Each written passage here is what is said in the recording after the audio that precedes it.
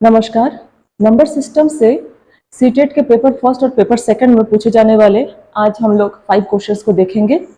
इससे पहले जो बेसिक क्लास है वो हम लोग कर चुके हैं, तो जिन लोग उस वीडियो को नहीं देखे एक बार उसको देख लीजिए ताकि आने वाले क्वेश्चंस को डील करने में आसानी हो। तो शुरू करते हैं आज का class.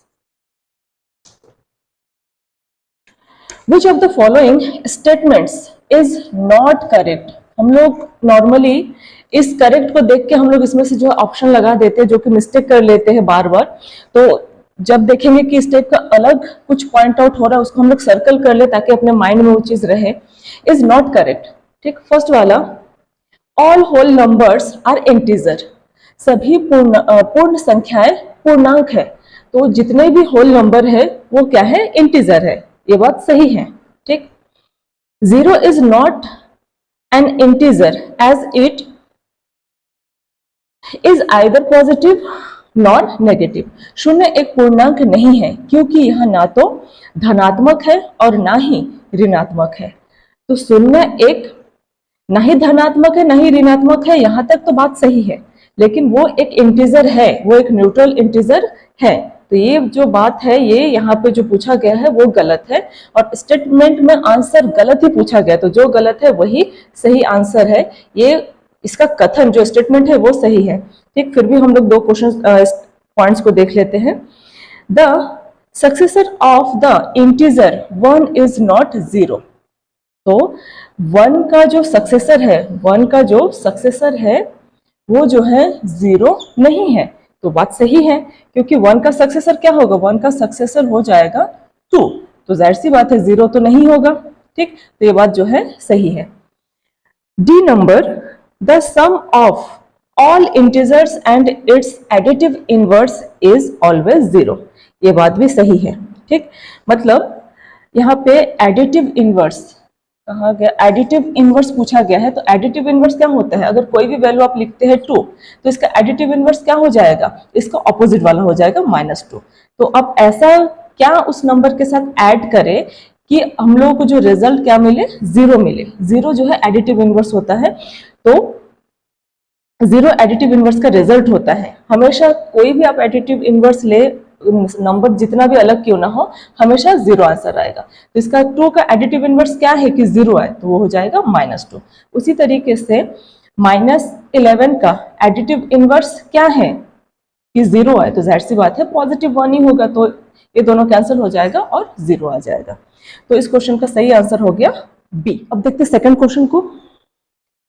The sum of digits of a 2 digits number is 7 and their product is 12. What will be the difference of 2 digits? ठीक, हिंदी में देखते हैं। दो अंकों की एक संख्या के अंकों का योग 7 है और उनका गुणनफल 12 है। तो दोनों अंकों का अंतर क्या होगा उसको निकालना है। ठीक, बहुत ही स्मॉल डिजिट है तो हम लोग इजीली बोल पा रहे हैं कि यहाँ पे जो 12 है, 12 के फैक्टर 3 और 4 है, जिसको मल्टीपल करने से 12 आता है। यही दो नंबर को अगर हम लोग ऐड करते हैं तो आ जाता है 7, और इन्हीं दो नंबर का अगर हम लोग डिफरेंस भी निकालते हैं तो ये जो डिफरेंस है ये 1 आएगा, जो कि ऑप्शन नंबर बी सही है। पर अगर यही नंबर, ये जो 7 और 12 है, बहुत बड़ा वैल्यू होता तो हम लोग कैसे सॉल्व करते? तो उसको हम लोग prime factor division method apply करते। बहुत लोग इसको एलसीएम बोलते हैं, लेकिन ये एलसीएम नहीं है, ये प्राइम फैक्टर डिवीजन मेथड है। इसके साथ जब हम लोग दूसरे नंबर को हम लोग कॉमन फैक्टर निकालते तब ये एलसीएम का फॉर्म बनता है। तो इसमें आ जाएगा 2, 2 6 12, फिर 2, 2 3 6, फिर 3, 3 1 3। ठीक, मैं थोड़ा इसको फास्ट की हूँ क्योंकि उम्मीद है कि आप लोगों को ये वाला टर्म पता होगा, और अगर नहीं है तो इससे पहले की वीडियो को आप लोग देख लीजिए जो एलसीएम से रिलेटेड है। फ्रैक्शंस एलसीएम और मल्टीप्लिकेशन से रिलेटेड है। ठीक, यहाँ पे 2 × 2 × 3 इसको मल्टीपल करने से 12 आ जाता है। तो अगर यहाँ पे 12 स्मॉल डिजिट ना हो के बहुत बड़ा डिजिट होता तो हम लोग इसको prime factor division method apply करते। फिर हम लोग कंबाइन एक ऐसा फॉर्म क्रिएट करने की कोशिश करते कि हम लोग का जो ऐसे कोई 7 या दूसरा नंबर दिया रहे वो पता चल सके कि हाँ उसको ऐड करें, इन्हीं में से वही 2 नंबर बनाए और उसको ऐड करें तो 7 आए। तो अगर हम लोग 2 का और 3 का मल्टीपल करके 6 बनाते हैं और एक को 2 बनाते हैं, तो हम लोग को पता चल रहा है कि इससे जो है ऐड या सब्ट्रैक्ट करने से हम लोग को 7 नहीं मिलता है। तो हम लोग जाहिर सी बात है फिर इसमें चेंज करेंगे, तो जो कि 4 और 3 होगा, जिसको सॉल्व करने से प्लस करने से जो है अपना 7 आता है। तो अगर ये 12 वाला टर्म बहुत लार्जेस्ट टर्म में रहता है 12 और 7, तो हम लोग कुछ इस तरीके के मेथड को अप्लाई करते हैं। अभी देखते हैं question number 3। How many composite number are there in between 150 and 200 including both. 150 और 200 दोनों को मिला के कितने जो है हम अपने पास प्राइम नंबर है। 150 और 200 दोनों के बीच कितने भाज्य संख्याएं हैं दोनों को मिलाकर। ठीक, नंबरों में कितने कंपोजिट नंबर है और कितने प्राइम नंबर है, अगर इसकी संख्या अपने को पता चल जाती है या पहले से थोड़ी प्रैक्टिस रहती है तो आसान हो जाएगा एग्जाम हॉल में इसका आंसर देने में। ठीक, तो एक बार हम लोग देख लेते हैं, क्योंकि प्राइम नंबर कम है कंपोजिट नंबर के कंपेयर में। ठीक, तो पहले देख लेते हैं प्राइम नंबर कितने हैं। 1 से 50 तक, 1 से 50 तक जो प्राइम नंबर है वो है 15। 50 से 100 तक प्राइम नंबर है 100 एंड प्राइम नंबर है 10। और 100 से 150 तक प्राइम नंबर है 10। 150 से 200 तक प्राइम नंबर है 11। इसके आगे भी ऐसे हैं, आप लोग प्रैक्टिस करके निकाल के रख लीजिए, याद कर लीजिए ताकि फास्ट आंसर करने में आसानी हो। 150 से 100 में 11 प्राइम नंबर है। ठीक, अपने को पूछा भी इसी का जा रहा है 150 टू 200 के बीच में कितने कंपोजिट नंबर है, तो अपने को पता है जो प्राइम नंबर है कंपोजिट नंबर नहीं है और जो कंपोजिट नंबर है वो प्राइम नंबर नहीं है। तो अगर हम लोगों को इतना पता चल जा रहा है कि प्राइम नंबर 150 से 200 के बीच में 11 है, तो हम लोग एक बार इसमें नंबर 150 से लेकर 200 के बीच में नंबर्स आ जाएंगे 51 और उसमें प्राइम नंबर है अपने पास 11। तो इसको इससे माइनस कर देंगे तो हम लोग को निकल जाएगा कंपोजिट नंबर, क्योंकि हम लोग को पता है कि प्राइम नंबर नहीं कंपोजिट नंबर हो सकता और नहीं कंपोजिट नंबर प्राइम नंबर हो सकता है।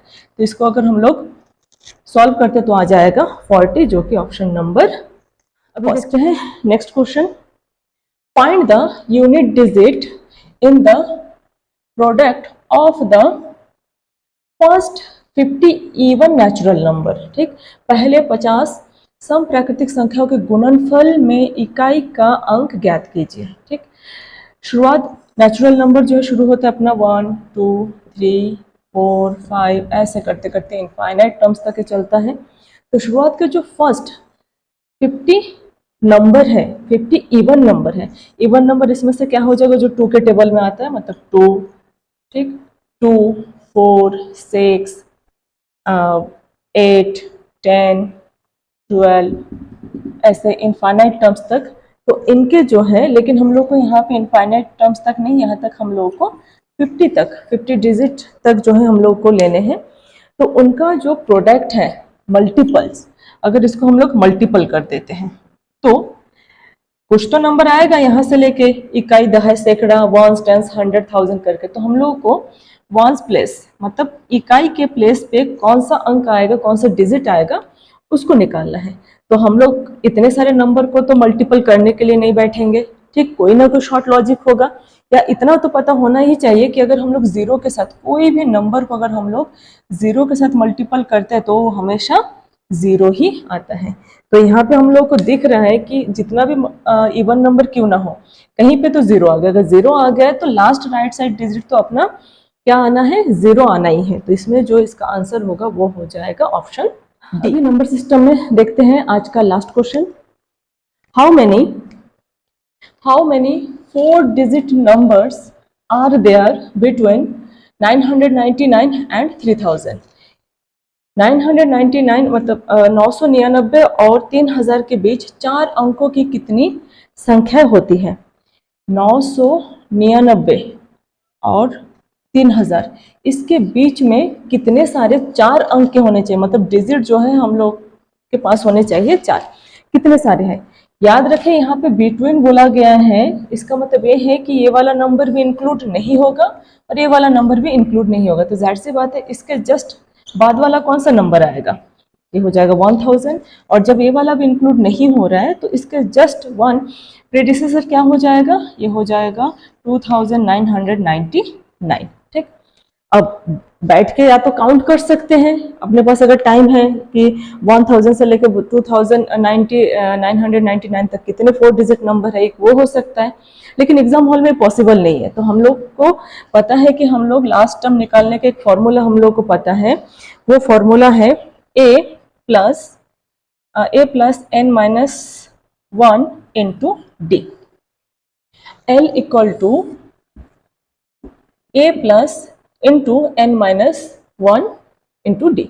ठीक, इसी को ही अब नंबर ऑफ टर्म्स निकालने हैं n, तो इसी फॉर्मूले को अगर हम लोग चेंज कर देते, इसको इधर चेंज कर दे तो l minus a divide by d, और ये 1 हो जाएगा प्लस 1, तो ये नंबर्स ऑफ टर्म्स निकल जाएंगे। ठीक, d जो है दो नंबर के बीच में डिफरेंस बताता है, l लास्ट नंबर होगा और a जो है फर्स्ट नंबर होगा, उन दोनों के बीच का माइनस और प्लस 1।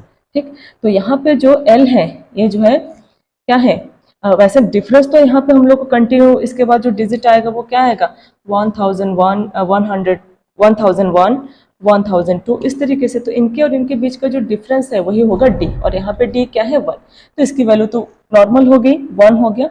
और यहाँ पे l की वैल्यू क्या है, लास्ट नंबर 2999 माइनस हो जाएगा, a हो जाएगा फर्स्ट नंबर क्या है यहाँ पे 1000, इसको सॉल्व करेंगे तो क्या आ जाएगा अपना 1999, और ये जो प्लस 1 है यहाँ पे प्लस कर देते हैं तो ये हो जाएगा 2000, जो कि ऑप्शन नंबर फर्स्ट है। ठीक, इसका आंसर। तो आज के लिए इतना ही, इसके बाद की क्लास में नंबर सिस्टम से रिलेटेड और भी क्वेश्चंस देखेंगे जो सीटेट, एसटेट, टीएटी एग्जाम में पूछा जाता है।